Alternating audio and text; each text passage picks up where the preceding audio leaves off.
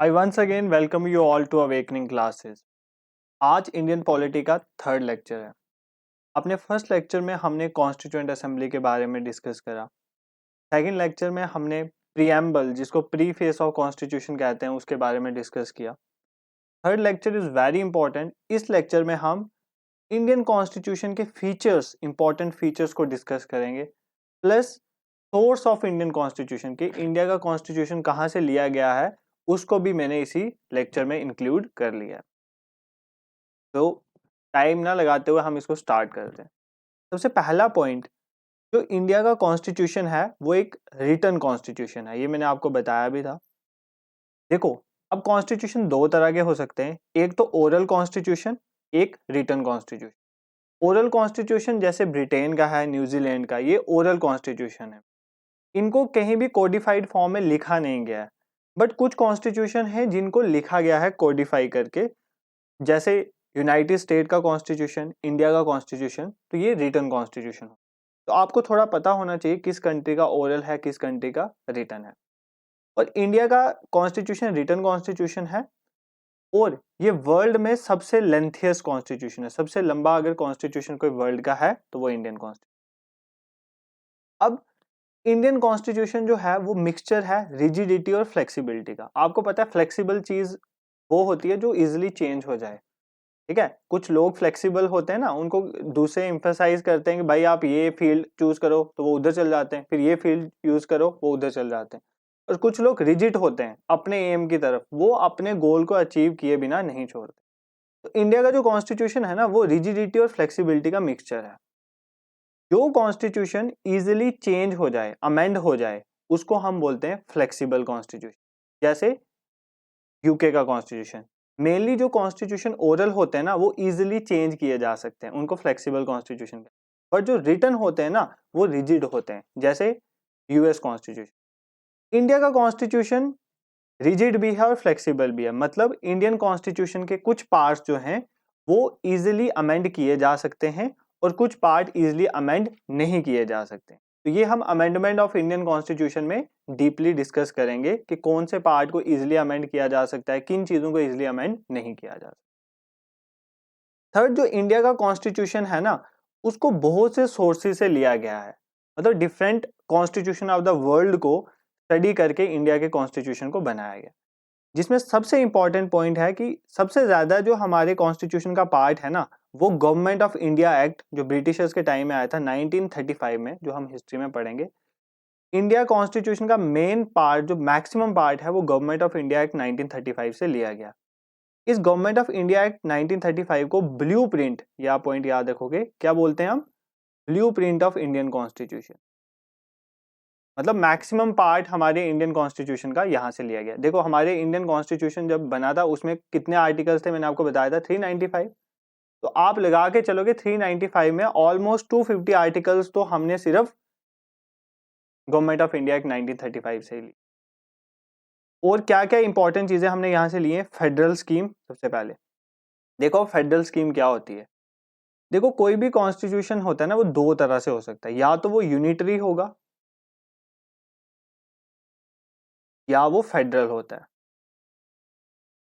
Unitary constitution वो constitution होते हैं जिसमें सारी पावर लॉज बनाने की सेंट्रल गवर्नमेंट में होती है, ठीक है। वहां पर स्टेट्स का इतना रोल नहीं होता। जैसे चाइना में जो कॉन्स्टिट्यूशन है वो यूनिटरी है, बट कुछ स्टेट्स जो होती हैं वो फेडरल स्टेट्स होती हैं। फेडरल स्टेट मतलब सेंटर लेवल पे अपने कॉन्स्टिट्यूशन अपने लॉज बनेंगे, बट मेनली जो डिफरेंट स्टेट्स है ना वो खुद का अपना अपना लॉज बनाएंगी।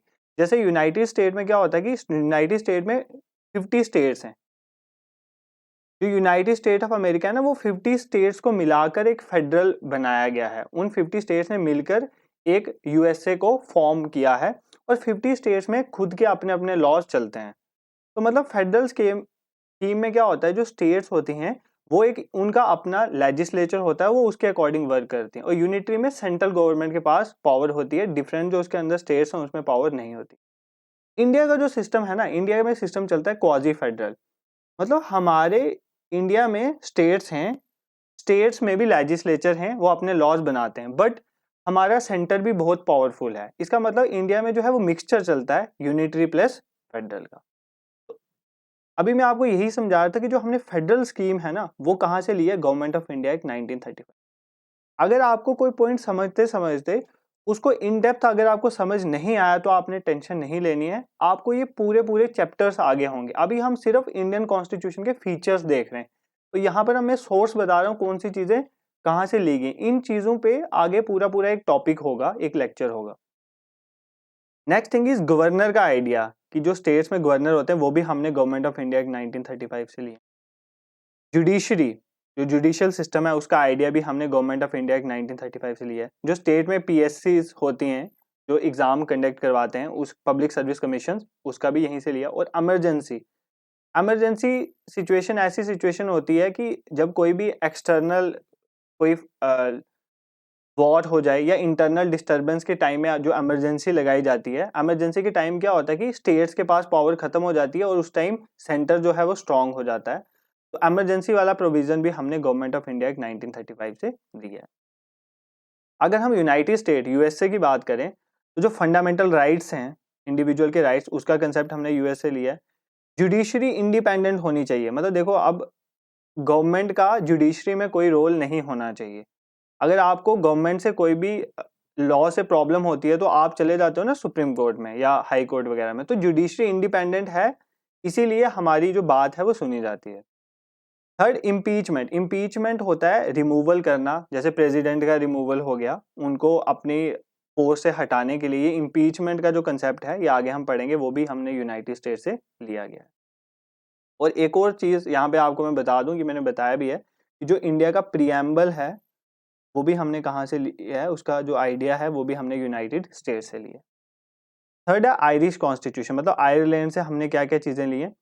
एक first is directive principle of state policy, मतलब हमारी जो स्टेट्स है या सेंटर है वो किस तरह से लॉ बनाएगी, किस प्रिंसिपल के बेसिस में लॉ बनाएगी, उनको बोलते हैं डायरेक्टिव प्रिंसिपल्स, वो हमने आयरलैंड से लिए।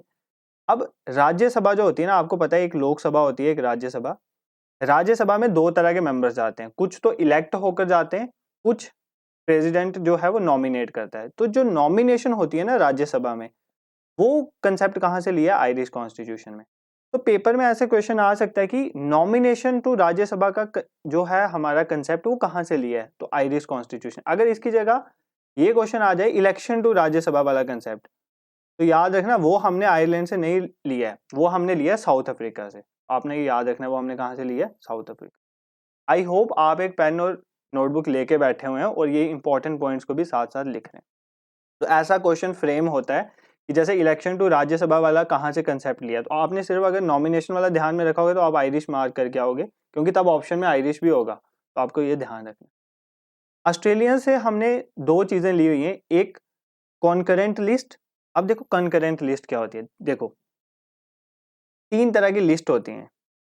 एक होती है यूनियन लिस्ट जिसमें सेंट्रल गवर्नमेंट लॉज बनाती है। सेकंड आ गई स्टेट लिस्ट जिसमें स्टेट गवर्नमेंट लॉज बनाती है।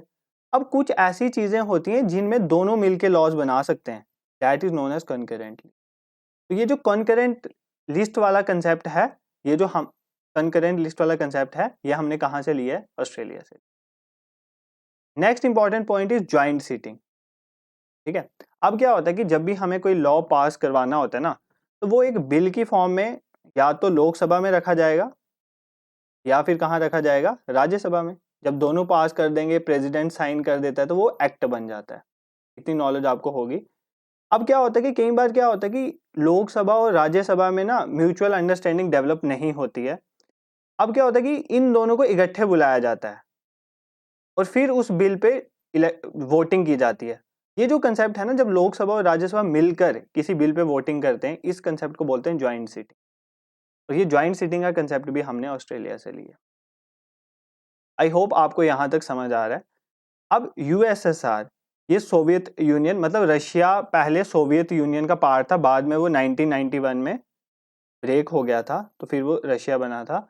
तो हमने तो अब हमारा कॉन्स्टिट्यूशन तो 1991 से पहले ही बना है ना, इसका मतलब इसलिए हम रशिया को यहाँ पर यूएसएसआर कंसिडर कर रहे हैं, क्योंकि रशिया तब यूएसएसआर का पार्ट था। आपको पेपर में ये भी आ सकता है कि फंडामेंटल ड्यूटीज हमने कहाँ से ली। अगर ऑप्शन में रशिया हुआ तो आप रशिया ही मार्क करोगे, कई बार यूएसएसआर नहीं होता है। तो हमने जो फंडामेंटल ड्यूटीज हैं कि टुवर्ड्स द नेशन, वो हमने कहाँ से कंसेप्ट लिया है, यूएसएसआर और रशिया से। आपसे मैं एक यहाँ पर क्वेश्चन पूछता हूँ जो आप मेरे को कमेंट बॉक्स में बताओगे। मैंने आपको कल बताया था कि जो जस्टिस का कंसेप्ट है वो हमने कहाँ से लिया है, ये आप मेरे को कमेंट बॉक्स में बताओगे। और आप कमेंट बॉक्स में रिप्लाई ज़रूर किया करें, इससे आपकी इन्वॉल्वमेंट दिखती है और मुझे भी पता चलता है कि आप प्रिपरेशन कर भी रहे हैं या नहीं।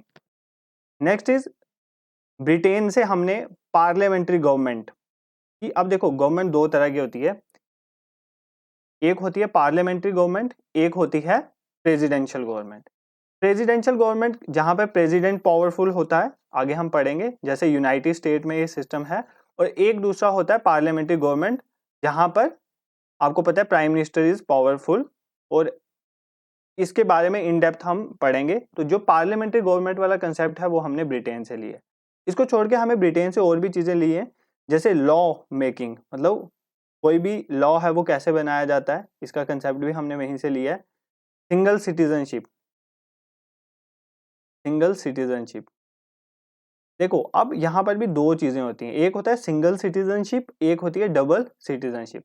देखो अब हमारे इंडिया में चलता है सिंगल सिटीजनशिप, मतलब अगर कोई इंसान तमिलनाडु में रहता है या वो पंजाब में रहता है, वो कहीं भी रहता है, वो कहाँ का सिटीजन है, वो इंडिया का सिटीजन है। वो ये नहीं बोलेगा मैं इंडिया का भी सिटीजन हूँ और तमिलनाडु का भी सिटीजन हूँ, ऐसा नहीं है। वो कहाँ का सिटीजन है, इंडिया का। ये होता है सिंगल सिटीजनशिप का कंसेप्ट। बट ऐसा यूनाइटेड स्टेट्स में नहीं होता है। यूनाइटेड स्टेट में हर एक मेंबर की डबल सिटीजनशिप होती है, मतलब वो यूनाइटेड स्टेट का भी सिटीजन है और वो जिस स्टेट में रहता है उसका भी सिटीजन, जैसे वो फ्लोरिडा में रहता है तो वो फ्लोरिडा का भी सिटीजन है। तो ये होता है डबल सिटीजनशिप का कंसेप्ट। तो आपने याद रखना है कि इंडिया में कौन सी सिटीजनशिप चलती है, सिंगल सिटीजनशिप। आई होप ये पॉइंट आप अपनी नोटबुक्स में इंक्लूड कर रहे होंगे। Next important thing is Germany से हमने क्या क्या लिया है। तो जर्मनी से हमने लिया है कि फंडामेंटल राइट्स सस्पेंड हो जाते हैं ड्यूरिंग इमरजेंसी। मैंने आपको बोला है कि जब भी इमरजेंसी वाली सिचुएशन आती है, जब भी इंडिया किसी के साथ वॉर में हो या कोई इंटरनल डिस्टर्बेंस हो जाए तो इमरजेंसी लग जाती है। उस सिचुएशन में जो इंडिविजुअल के फंडामेंटल राइट्स हैं उनको सस्पेंड किया जाता है और किया जाना भी चाहिए। ये जो कंसेप्ट है ये कहाँ से लिया गया है, जर्मनी से। ये हम फंडामेंटल राइट्स में इन डेप्थ में पढ़ेंगे कौन कौन से हमारे राइट्स सस्पेंड हो जाते हैं। तो ये जो कंसेप्ट है ये हमने कहाँ से लिया है, जर्मनी से। नेक्स्ट वाला तो मैं आपको ऑलरेडी बता चुका हूँ कि जो लाइबर्टी, इक्वेलिटी, फ्रैटर्निटी और जो रिपब्लिक है, ये जो है कंसेप्ट हमने फ्रेंच से लिए हैं। लाइबर्टी, इक्वेलिटी, फ्रैटर्निटी तो हमने फ्रेंच रेवोल्यूशन से ही लिए थे, तो रिपब्लिक का कंसेप्ट भी हमने फ्रेंच से लिया है। तो रिपब्लिक क्या होता है, लाइबर्टी, इक्वेलिटी, फ्रैटर्निटी, अगर आपको ये नहीं पता है तो आप लास्ट वीडियो देखो, मैंने वहां पर इन सबको क्लियर किया। नेक्स्ट जापान से हमने एक इंपॉर्टेंट चीज ली हुई है, प्रोसीजर इस्टेब्लिश्ड बाय लॉ। अब देखो ये इंपॉर्टेंट पॉइंट है समझने वाला, और ये बहुत से लोगों को समझ नहीं आता है। दो कंसेप्ट होते हैं, एक होता है प्रोसीजर इस्टेब्लिश्ड बाय लॉ, एक होता है ड्यू प्रोसेस ऑफ लॉ। क्या होता है ड्यू प्रोसेस ऑफ लॉ? तो due process of law mainly चलता है यूएसए में, और ये जो प्रोसीजर इस्टेब्लिश्ड बाय लॉ है ये जापान में चलता है। प्रोसीजर इस्टेब्लिश्ड बाय लॉ का मतलब होता है कि आपने जो प्रोसीजर बनाया हुआ है उसके अकॉर्डिंग आपने कोई भी लॉ बनाना है। ठीक है, अगर आप अकॉर्डिंग टू प्रोसीजर काम कर रहे हो तो आपका वो लॉ वैलिड है। अब इसमें ये नहीं है कि आपका प्रोसीजर सही है या गलत है, क्या पता आपका जो प्रोसीजर है वही गलत हो, उसकी वजह से लोगों की लाइफ को हार्म हो सकता हो, उसकी वजह से लोगों की लाइबर्टीज को इफेक्ट हो रहा हो। ये चीज नहीं देखी जाती, बस ये देखा जाता है कि ये लॉ है, और अगर ये लॉ है, चाहे लॉ गलत है या ठीक है, बट उस लॉ की वजह से ही उसी तरह से काम होगा। But due process of law में ऐसा नहीं होता। ड्यू प्रोसेस ऑफ लॉ में लॉ के अकॉर्डिंग काम तो होता है, प्लस ये भी देखा जाता है कि वो जो लॉ है वो लॉ फेयर है या नहीं है, या उस लॉ से किसी इंसान की लाइफ या लाइबर्टी को इफेक्ट तो नहीं हो रहा। तो इस चीज को भी इंक्लूड किया जा सकता है। ठीक है, तो जो हमारा प्रोसीजर इस्टेब्लिश बाय लॉ वाला कंसेप्ट है वो हमने जापान से लिया। इस चीज को हम फंडामेंटल राइट्स में और इन डेप्थ समझेंगे। तो अभी आप थोड़ा सा आइडिया ले लो कि प्रोसीजर इस्टेब्लिश बाय लॉ और ड्यू प्रोसेस ऑफ लॉ में क्या फर्क है। तो आप ऐसे भी याद सकते हो, ड्यू प्रोसेस ऑफ लॉ में क्या होता है, procedure establish by law plus एक चीज और इंक्लूड होगी कि ये जो लॉ है ना ये फेयर होना चाहिए, ये अनजस्ट नहीं होना चाहिए, किसी के साथ जस्टिस ना करे, ऐसा नहीं होना चाहिए। तो ड्यू प्रोसेस ऑफ लॉ में दोनों चीजों को इंक्लूड किया जाए। Next important thing is south Africa से हमने क्या लिया है, तो कॉन्स्टिट्यूशन में मैंने आपको कहा हम कॉन्स्टिट्यूशन को अमेंड कर सकते हैं, इसमें चेंजिंग ला सकते हैं। तो ये जो अमेंडमेंट है कॉन्स्टिट्यूशन में कैसे होती है, इसका कंसेप्ट हमने कहाँ से लिया है, साउथ अफ्रीका। और अभी मैंने आपको वीडियो में एक और चीज बताई है कि साउथ अफ्रीका से हमने एक और चीज ली है, ये आप मेरे को कमेंट बॉक्स में बताना। तो अभी तक मैंने आपको 2 क्वेश्चन दे दिए हैं, एक आपने मुझे बताना है जो मैंने इसी वीडियो में पहले एक्सप्लेन किया कि साउथ अफ्रीका से हमने अमेंडमेंट ऑफ कॉन्स्टिट्यूशन वाला कंसेप्ट लिया प्लस और एक और कंसेप्ट लिया, वो आपने मेंशन करना है। और सेकंड मैंने आपको बताया कि जस्टिस का कंसेप्ट हमने कहाँ से लिया। ये दोनों क्वेश्चंस का आप आंसर मेरे को कमेंट बॉक्स में। अब कुछ फैक्ट्स हैं जो इंपॉर्टेंट हैं, वो मैं आपको बता देता हूँ। सबसे इंपॉर्टेंट, इंडिया में जो सिस्टम चलता है ना, इंडिया में ना फेडरल सिस्टम चलता है ना कंप्लीट यूनिटरी चलता है। मैंने आपको बता दिया फेडरल यूनिटरी। इंडिया में चलता है एक क्वाजी फेडरल सिस्टम। कैसा चलता है, क्वाजी फेडरल, मतलब इंडिया में फेडरल सिस्टम भी है, मतलब हर स्टेट है, स्टेट के अपने लेजिस्लेचर हैं, वो लॉज बनाते हैं। बट कुछ कंडीशंस में सेंटर जो है वो स्ट्रांग हो जाता है, जैसे इमरजेंसी वगैरह होगी। तो इंडिया में जो सिस्टम है वो क्वाजी फेडरल है, ना कंप्लीट फेडरल है ना कंप्लीट यूनिटरी है। और ये क्वाजी फेडरल का कंसेप्ट जो है ये किसने कहा था, केसी वेयर ने, ये आपने याद रखना है। इंडिया में किस तरह की गवर्नमेंट होती है, पार्लियामेंट्री गवर्नमेंट, जहाँ पे एक लेजिस्लेचर होता है, एग्जीक्यूटिव होती है और एग्जीक्यूटिव रिस्पॉन्सिबल होती है टू लेजिस्लेट। ये हम समझेंगे इन डेप्थ, तो अभी मैं इतना नहीं जा रहा इसमें डिटेल में। अब इंडिया में जो जुडिशरी है वो किस तरह की है, देखो इंडिया में जो जुडिशरी है वो इंटीग्रेटेड भी है और इंडिपेंडेंट भी है। ध्यान से समझना इन दोनों वर्ड्स को। इंडिपेंडेंट का मतलब होता है कि जो एग्जीक्यूटिव है, मतलब जो गवर्नमेंट है, उसका जुडिशरी में कोई रोल नहीं है, तो ये इंडिपेंडेंट है। इंटीग्रेटेड का मतलब है कि जो सुप्रीम कोर्ट है उसके नीचे होता है हाई कोर्ट, उसके नीचे आ जाता है डिस्ट्रिक्ट कोर्ट या बोल सकते हैं, तो ये आपस में सारे एक दूसरे के साथ जुड़े हुए हैं, तो ये कंसेप्ट होता है इंटीग्रेटेड। तो ये हम जब पढ़ेंगे जुडिशरी तो उसमें डिस्कस करेंगे। तो इंडिया की जो जुडिशरी है वो दोनों तरह से है, इंडिपेंडेंट भी है और हम इसको बोल सकते हैं कि ये इंटीग्रेटेड भी है। Next important thing is universal adult franchise. Universal का मतलब होता है सबको जो चीज हो, यूनिवर्सल मतलब सबको कवरेज हो। एडल्ट फ्रेंचाइज मतलब इंडिया में हर एक पर्सन को वोट करने का हक है कि वो अपने रिप्रेजेंटेटिव्स को चुन सकता है, तो इस चीज को बोलते हैं यूनिवर्सल एडल्ट फ्रेंचाइज। तो आपको सबको पता है कि अगर आप अबव 18 हैं आप वोट कर सकते हैं इलेक्शंस में। बट पहले ये 18 प्लस वाला नहीं होता था, पहले होता था कि अगर आप 21 ईयर से बड़े हैं तो आप वोट कर सकते हैं।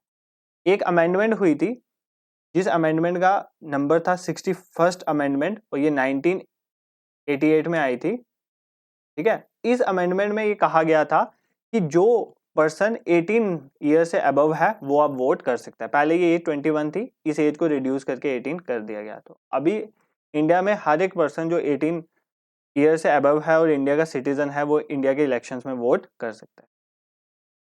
नेक्स्ट इज, अब इंडिया में कुछ इंडिपेंडेंट बॉडीज हैं। इंडिया में कुछ ऐसी बॉडीज हैं जो इंडिपेंडेंट हैं, उनको इंडिपेंडेंट बनाया गया है ताकि किसी तरह का कोई करप्शन या हम कह सकते हैं कोई नेपोटिज्म वगैरह ना हो, फेवरेटिज्म ना हो। तो इसके लिए कुछ इंडिपेंडेंट बॉडीज बनाई गई हैं, जैसे UPSC, union public service commission, state PSC जो स्टेट में इलेक्शन करवाते, जैसे हमारे यहाँ पे केएस वगैरह का एग्जाम कंडक्ट करवाते हैं, इलेक्शन कमीशन जो देश में इलेक्शंस करवाता है। अगर इलेक्शन कमीशन ही इंडिपेंडेंट ना हो, वो अगर डिपेंडेंट हो, सपोज करो इलेक्शन कमीशन गवर्नमेंट के ऊपर डिपेंडेंट है, मतलब प्राइम मिनिस्टर पे किसी तरह से इनकी डिपेंडेंसी है, एक बार जो प्राइम मिनिस्टर बनेगा तो वही तो बार बार बनता रहेगा क्योंकि इलेक्शन कमीशन उस पर डिपेंड है। बट इसको एक इंडिपेंडेंट बॉडी हमारे कॉन्स्टिट्यूशन में बनाया गया है ताकि फेयर इलेक्शन हो सके। और कैग की फुल फॉर्म होती है कंट्रोलर एंड ऑडिटर जनरल।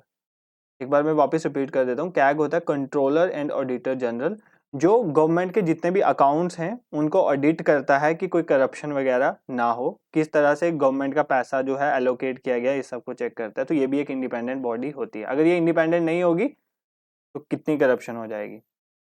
ठीक है, नेक्स्ट कंसेप्ट में आपको ये पहले ही बता चुका हूँ, इंडिया में सिंगल सिटीजनशिप है। हर एक पर्सन वो जिस मर्जी स्टेट से बिलोंग करता है वो इंडिया का ही सिटीजन है। यूएसए की तरह डबल सिटीजनशिप यहाँ नहीं होती है। अब इंडिया में 3 टायर गवर्नमेंट है। 3 टायर गवर्नमेंट मतलब सबसे टॉप में सेंट्रल गवर्नमेंट होती है, फिर स्टेट गवर्नमेंट होती है या यूटीज होती हैं। उसके नीचे पंचायत और म्यूनसिपैलिटीज। तो ये एक 3 टायर में गवर्नमेंट सेटअप है। अब देखो ये चीज आप याद रखना कि पंचायत और म्यूनसिपैलिटीज स्टार्टिंग में नहीं थी। पंचायत और म्यूनसिपैलिटीज को लाया गया सेंट्रल लेवल में, 2 अमेंडमेंट हुई थी। एक 73rd अमेंडमेंट आपने याद रखनी है, इससे लाया गया था पंचायत को। ये हुई थी 1992-93 में मान सकते हैं हम। और 74th कॉन्स्टिट्यूशन अमेंडमेंट एक्ट ये 1994 में है। तो एक 3 में है, एक 4 में है, ये आप चेक कर लेना। तो ये 73rd और 74th अमेंडमेंट एक्ट से पंचायत और म्यूनसिपैलिटीज को लाया गया था। ठीक है, तो this is all about today's lecture. तो आज हमने क्या क्या सीखा, आज हमने इंपॉर्टेंट फीचर्स देखे हैं इंडियन कॉन्स्टिट्यूशन के। और अगर आपको आज के टॉपिक्स में कुछ चीज़ों की इन डेप्थ समझ नहीं आई है तो आपको टेंशन लेने की ज़रूरत नहीं है, ये हम धीरे धीरे इनको डिस्कस करेंगे। और जो मैंने 2 आपको इम्पोर्टेंट क्वेश्चन दिए हैं, आपने उन क्वेश्चंस को कमेंट बॉक्स में उनके आंसर मार्क करने हैं। तो आई होप आपको सब समझ आया होगा। तो मैं आपको एक चीज़ ये कहता चलूँ कि आपको हमारे कंटेंट पे, हमारे पढ़ाने की वे पे आपको यहाँ पर ट्रस्ट बिल्डअप करना है। और अगर आप चाहते हो किसी तरह में चेंजिंग लाई जा सकती हैं तो आप वो भी बता सकते हैं, हम इम्प्रूवमेंट करने की कोशिश करेंगे। और all the best for your exams and together we can. मतलब अगर हम साथ में प्रिपेयर करेंगे हम किसी भी एग्जाम को क्रैक कर सकते हैं। मैंने आपको फर्स्ट डे ही बोला था आपके और हमारे गोल्स मिलते हैं। अगर आपका गोल किसी एग्जाम को क्लियर करना है तो हमारा ये गोल है कि आपको उस एग्जाम को क्लियर करवाना। तो this is all for today, thank you so much.